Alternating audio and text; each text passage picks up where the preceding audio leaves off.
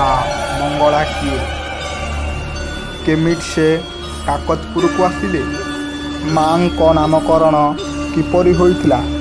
ଆସନ୍ତୁ ଜାଣିବା ସମ୍ପୂର୍ଣ୍ଣ ଖବର।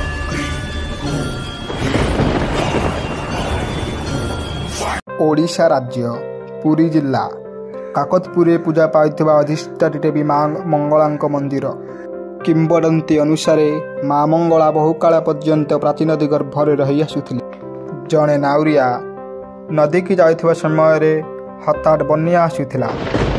ଡଙ୍ଗାଟି ଏଣେ ତେଣେ ଭାସି ଯାଉଥିଲା। ଯାଇ ନଦୀ ମଝିରେ ଡଙ୍ଗାଟି ଅଟକିଗଲା।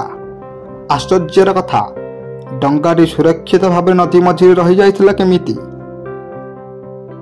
ନାଉରୀ ଜାଣିପାରିଲାନି ଏହା କିପରି ସମ୍ଭବ। ଶେଷରେ ଡଙ୍ଗାଟି କୂଳରେ ଲାଗିଲା। ଏମିତି କିଛି ଦିନ ଗଲା ପରେ ସ୍ୱପ୍ନରେ ନାଉରୀକୁ ଦେଖାଦେଲେ ମା ମଙ୍ଗଳା।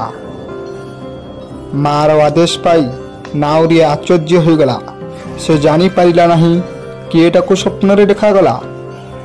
ତା ପରଦିନ ଯାଇ ମାକୁ ପ୍ରାଚୀନ ନଦୀ ଗର୍ଭରୁ ନାଉରିଆ ଉଦ୍ଧାର କଲା। ନାଉରିଆ ଯାଇ ଗ୍ରାମବାସୀଙ୍କୁ ସବୁ କହିଲା। ମାକୁ ମଙ୍ଗଳପୁରରେ ଗ୍ରାମବାସୀମାନେ ଆରାଧନା କଲେ। କୁହାଯାଏ ଯେହେତୁ ମା ମଙ୍ଗଳା ମଙ୍ଗଳପୁରରେ ପୂଜା ପାଉଥିଲେ, ସେଥିପାଇଁ କାଳେ ତାଙ୍କ ନାମ ମଙ୍ଗଳା ରଖାଗଲା। କେହି କେହି କହନ୍ତି ମା ମଙ୍ଗଳା ସମସ୍ତଙ୍କର ମଙ୍ଗଳ ଚାହେଁ ବୋଲି ତା ନାଁ ହେଉଛି ମା ମଙ୍ଗଳା।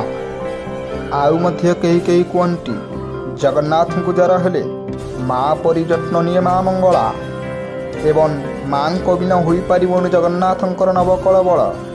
ମା ଚାହିଁଲେ ଜଗନ୍ନାଥଙ୍କ ଦାରୁ ସଂଗ୍ରହ ହୁଏ।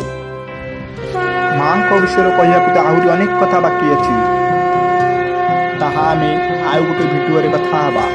ଯଦି ମୋ ଭିଡ଼ିଓଟି ଆପଣଙ୍କୁ ଭଲ ଲାଗିଥାଏ ମୋ ଚ୍ୟାନେଲକୁ ସବସ୍କ୍ରାଇବ୍ କରନ୍ତୁ ଆଉ ଭିଡ଼ିଓଟିକୁ ଲାଇକ୍, ସେୟାର, କମେଣ୍ଟ, ସବସ୍କ୍ରାଇବ୍ କରିବାକୁ ଭୁଲିବେନି।